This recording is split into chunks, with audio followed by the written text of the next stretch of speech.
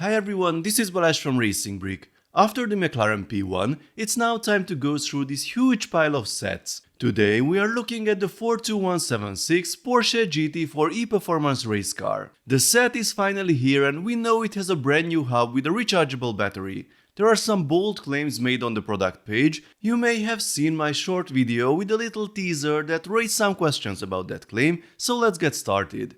Here's the front of the box. The image is a little confusing, we have smoke, lights, a blurry background, but stationary wheels. I don't know what was intended here. In the corner we see the Control Plus logo, this time with a few extra details. Remote control, high speed, working lights, sounds exciting. On the back of the box you can see the rear of the car with lights on, some data and a photo about the real car and two more pictures. Let's open the box. The set has 834 pieces, the price is €170 or dollars, it will be available from the 1st of August and you can already pre-order it in some countries. Click on the link below to find out all the details and local prices. The box opens in an unusual way, we can see the manual inside. Yes, I'm interested in this thing here on the side, but we have 4 loose tires, 6 paper bags and a pretty big sticker sheet and a plastic bag with the rims and other parts. Now let's look at the white box, that's the exciting stuff.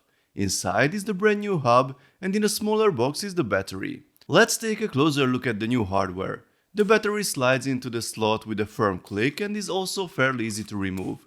Here are the parameters, 3.6 volts, 2100 mAh, we will see how it performs. The hub itself has a very special and strange shape.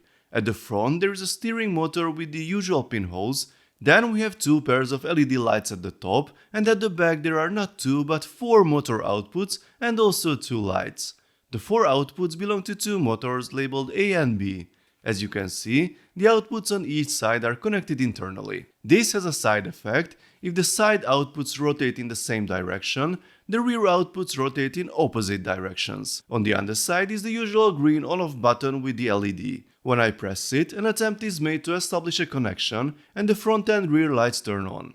The connection attempt is similar to the Technic hub with the blinking light next to the button, but there is a big difference that might disappoint a lot of people.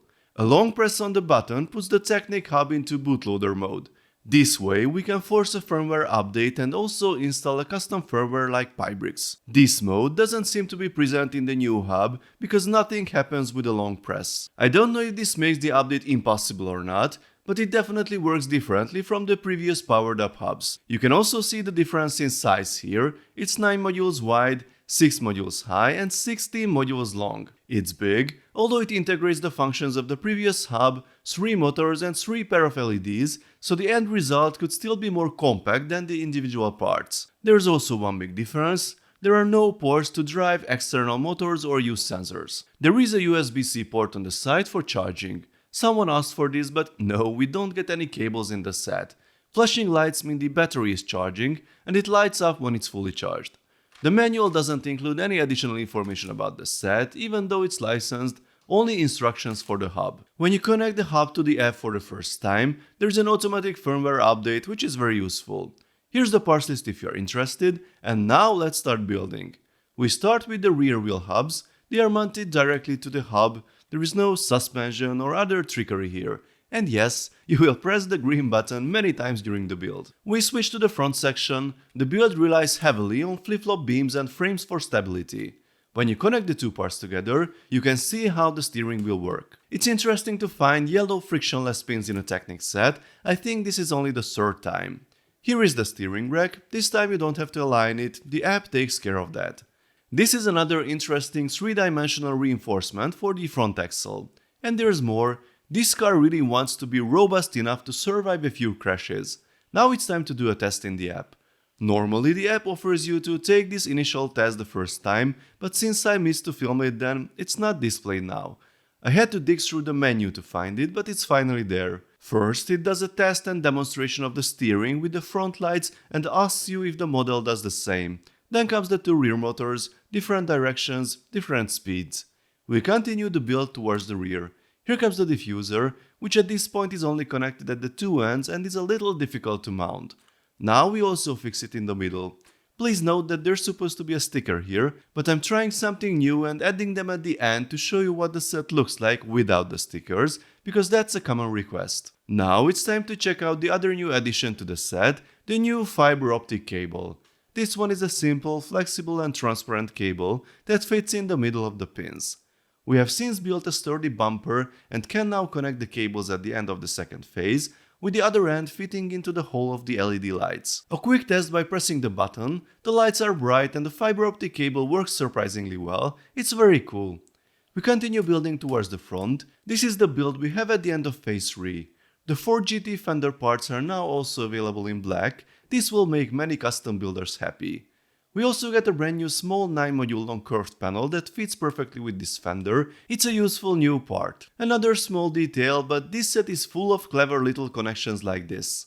The front also has a tricky geometry, and here's another familiar part from the 4 GT, this time with a different print. The longer fiber optic cables are partially covered by these ripped hoses.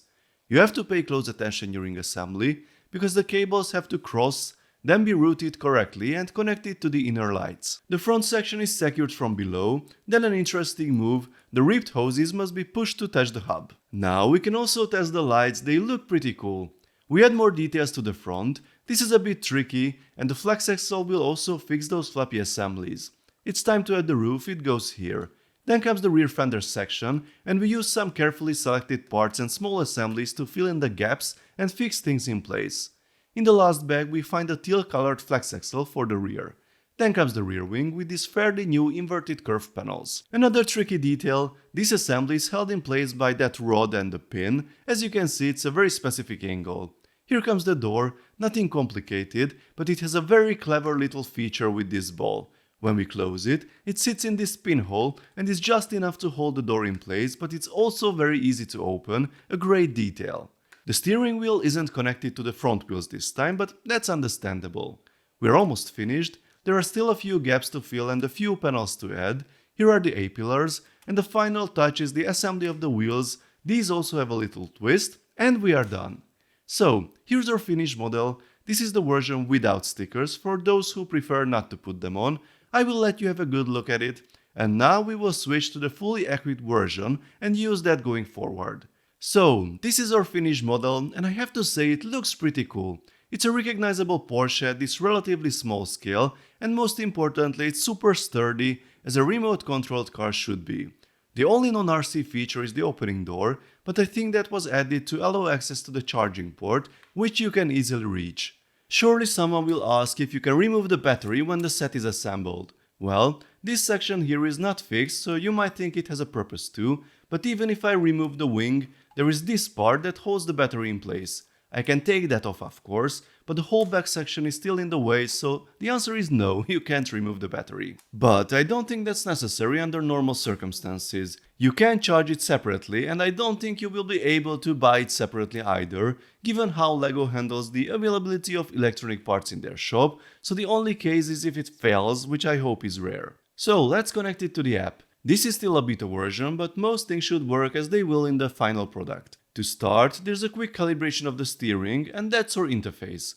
By default, the steering is on the left and the throttle is on the right, but now I feel like my years of complaining has paid off, because there's a button in the middle that lets you swap the controls. Hooray! So, a little tip. Since the app is being updated anyway, perhaps this little feature could also be incorporated into the previous profiles. Please. So we have throttle here and the speed change is nice and gradual, both when accelerating and decelerating. There's also a brake for a quick stop, and we have this turbo boost button to make the acceleration faster, and the virtual top speed is also increased.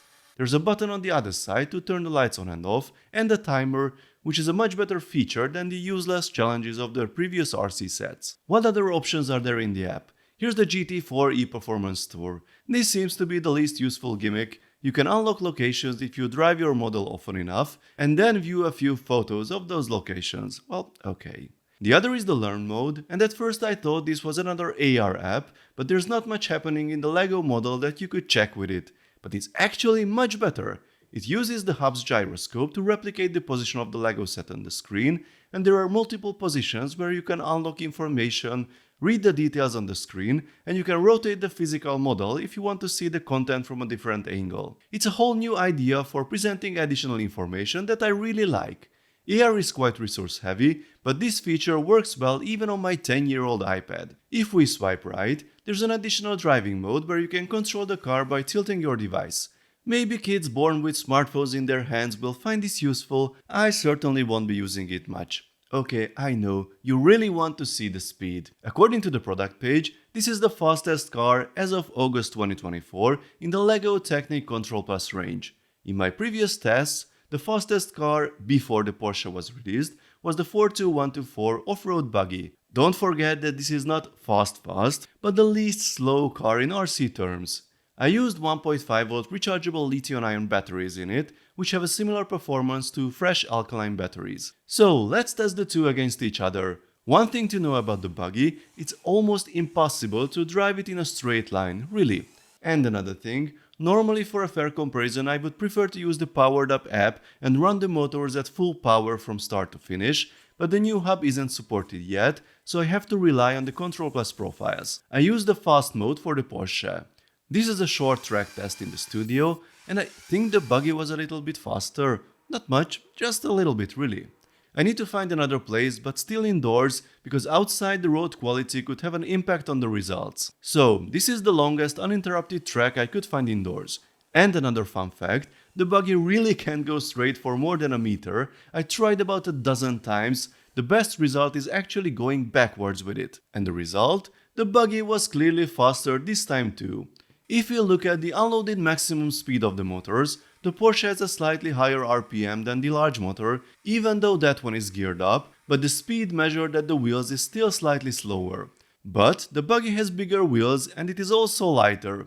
Even though the Porsche has two engines with a slightly higher RPM, it all adds up and the buggy wins. At least that's how I see it at the moment, because there's no way of ensuring that all the motors deliver 100% power. I have to rely on the Control Plus app. And what about the claim on LEGO.com? Well, I think that was a clear mistake to advertise the set like that. The initial leaks didn't help either. Someone said it will be the fastest RC LEGO ever, which is clearly an impossible expectation these days. But even if the people at LEGO somehow tested it differently and it was slightly faster for them than the buggy, a small advantage like this is really nothing to emphasize. If it was twice as fast than the buggy, then that's super clear, but this is just not enough. I will of course try to contact the team, but during the summer holiday season I'm not sure if I will get a quick response. One thing is for sure, if you are familiar with the speed of the off-road buggy, the Porsche will be very similar, and I think the speed is actually sufficient for indoor play. The Porsche has one clear advantage, the steering is much more precise, so you have a chance to drive it properly. And of course it is rechargeable, which was something a lot of people wanted. The new light system is also pretty cool. It's nice to see the fiber optic cables again. I'm still not the biggest fan of the touch controls, and at this stage we don't know if Pybricks can be installed on the hub or not, or if the Powered Up app will support it, so I'm not sure if we can use a physical remote. I will definitely be doing more testing in the future, but let's summarize things at this point. The building experience is pretty good, there are some nice building techniques to check, and it has a few useful new parts. The obvious set to compare it to is the Audi RSQ e-tron. They have the same price on LEGO.com, they are both licensed and remote controlled. The Audi has the classic separate powered up elements with the Technic hub and 3 motors. The Porsche has the new integrated hub, but it also has lights and a rechargeable battery. The Audi has a cool bouncy suspension, the Porsche has more speed. Yeah, okay, it's less slow. If you want an off-roader, or at least something that looks like one, you can choose the Audi. If you want a race car, you can choose the Porsche. If you want to rebuild a set or use the electronic parts for something else, then it's definitely the Audi you should choose.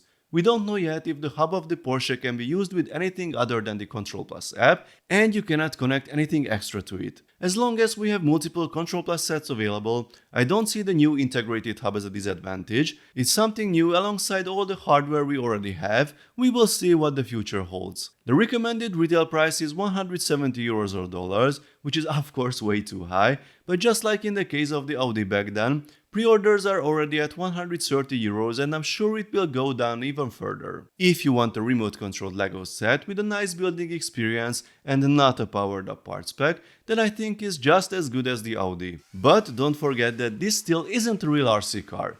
If you want real performance, you will need something else. As I mentioned before, I will be looking at this set again soon once the final app is available. I will also get in touch with the Pybricks team to see if we can do anything about the hub, and I will gather more information about the speed claim, so there's definitely more to come about this set. If you enjoyed this video, then please give it a thumbs up, and don't forget to subscribe with notifications, as there will be more exciting LEGO videos coming soon. See you next time, bye bye.